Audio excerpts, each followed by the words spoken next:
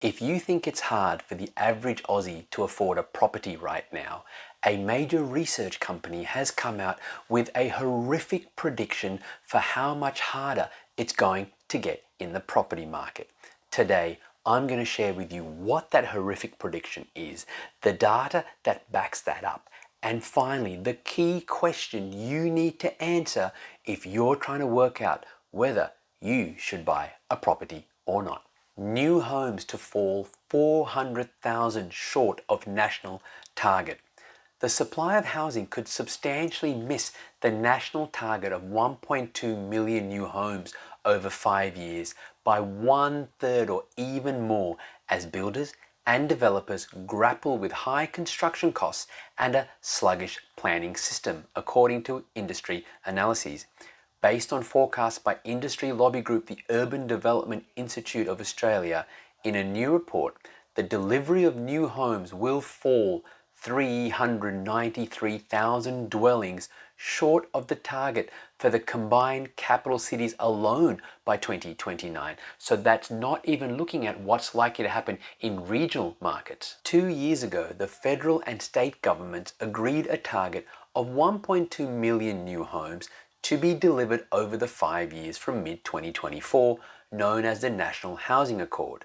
But the UDIA analysis shows the production rate of both greenfield homes and apartments has slowed dramatically below average.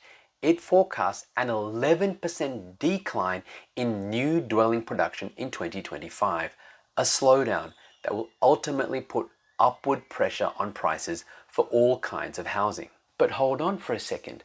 When we look at the latest data from the Australian Bureau of Statistics looking at dwelling approvals, what we can see is there has been an increase. In fact, dwelling approvals right now are at the highest they've been at since 2022. So isn't that a positive? Well, it is, but unfortunately it's not enough. Here's what Cameron Cusher, Director of Economic Research at PropTrack, had to say. Each quarter, the Australian Bureau of Statistics, ABS, publishes data on the total value of dwellings, which also includes estimates of the number of dwellings nationally, and he's made his own version of the chart I just showed you from the Australian Bureau of Statistics. But Cusher goes on to say that the latest data found there was an estimated 11,294,300 dwellings across the country, with an increase of 0.5% over the quarter and 1.5% over the year. So yes, there has been an increase in the number of dwellings, but as the chart highlights, this translates into an estimated 168,000 additional dwellings over the year, of an additional 94,200 over the past 6 months, the first 6 months of the federal government's Housing Accord target. Now this is where it gets really scary. Given that the Housing Accord target is 1.2 million new homes over a 5-year period, this translates to 240,000 a year or 120,000 new dwellings each 6 months. The increase in estimated dwellings is well below that figure. So we need 120,000 dwellings every 6 months, and the last 6 months we only built 94,200. We're well below target. And it's unlikely we're ever going to reach there, especially with UDIA's predictions that construction volumes are actually going to reduce going forwards. Now, before I share with you what this is all going to mean for people's affordability, let me share with you one more data source. Major shortfall in housing supply predicted, and this data is from the Property Council. So what we can see here in this chart is that the dark orange sections, that's how many new homes are set to be built. The lighter orange sections at the top shows the shortfall. So what we're seeing here is that Victoria, for example, is currently projected to reach 237,000 homes by the end of the 2029 financial year, or about 77% of its target of 308,000 new homes.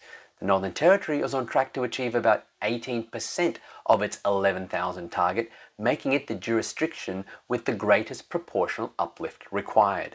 But the key takeaway here is that when we look at every single state and territory, with the exception of the Australian Capital Territory or ACT, there is a significant shortfall of the number of homes needed in every single state around Australia. Now, regardless of what you might think about how expensive property prices are right now, The fact is that when we have such a supply shortage, when we have demand being so much higher than supply, property prices are likely to rise. But the question then is, well, what does that mean for affordability? Well, recently, Domain published a series of charts that show just how bad affordability already is in Australia. Here we can see the national dwelling value to income ratio. And what you can see is that the 20-year average is that the national dwelling value versus income should be about 6.7 times. At the moment, we're sitting at 8 times. This is nationally. There are certainly some areas around the country where this gap is much bigger. Then we look at the time it takes to save a deposit. We can see right now it's 10.6 years, which is almost the equal highest it's ever been, the highest being back in 2022. Then we look at the portion of income needed to meet mortgage repayments. When we look at the long-term average, we can see it sitting at about 36.6%, so just over 1/3 of people's incomes. Right now, it's sitting at 50.6%, so more than half of a household income is going towards mortgage payments. And it's bad news for tenants as well. We can see here that the percentage of household income spent on rent is currently sitting at 33% on a national basis. Again, it's much higher in certain pockets around the country, but still it's well above the 20-year average of 29%. So with affordability getting worse, how can property prices keep rising? Well, as I said earlier on, it's purely because there's more demand than supply, which means that more people will miss out, more people will not be able to afford property, but there will be enough buyers for the number of properties available. And looking at migration levels and what they're projected to continue at going forwards, the likelihood is that demand is going to stay higher than supply, which means prices are likely to rise. So then the key question for you is, should you buy now? Should you wait? Well, the answer to that question is this. In my opinion, you should be looking to buy property, whether it's your own home or whether it's an investment property, as soon as you can afford to buy property in an area where demand is higher than supply. That's the key criteria. So for example, if you can only afford property at say $300,000 right now, and you can only afford to buy in areas where maybe there's a local pub and not a lot else happening in the area, maybe then it might be worth you continuing to save. But if you're someone who can afford $600,000 or certainly $700,000 and above, the likelihood is that the sooner you buy in the right areas, the more money you will make.